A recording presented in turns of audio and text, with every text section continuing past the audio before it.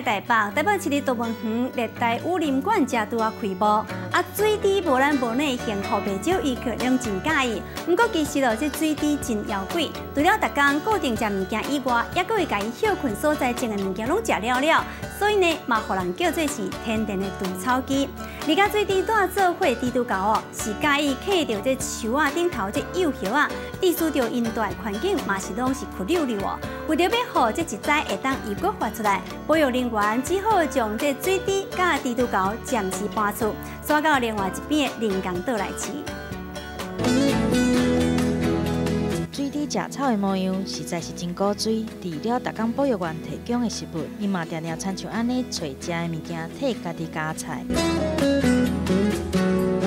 甲水池带做伙蜘蛛狗是介意伫咧树仔顶爬顶爬的，除了会甲树枝拗断以外，佫会随手挽幼叶仔来食。水池的妖怪甲蜘蛛狗的热，互动物园热带雨林区的人工小岛变甲光溜溜。我们平时给它的食物跟它在我们种的草其实有点不一样，所以它会觉得这些零食非常好吃，所以就尽量会把东西都吃光。因为这样子，所以造成我们这边的光秃秃的场地。人工岛下站的草仔埔，互天然的割草机水池食了了。伫咧顶站的蜘蛛狗是甲树枝变甲蓝蓝，大的环境变甲光溜溜。来看另外一边，岛上的植栽真密真水，对比相当的明显。为着要互遮的食物下当来生长，保育员暂时将水池甲蜘蛛狗来搬出，刷去另外一边来照顾。其实一开始两座岛其实是一样的。两边的植被其实是一样，我们都种一样的东西进去，整个树都长不起来，所以它们就越来越热，因为都没有遮阴，所以我们后来才把我们年纪比较大的黑蜘蛛猴们移到这座岛来，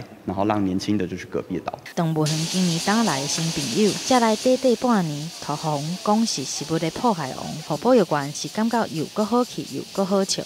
记者综合报道。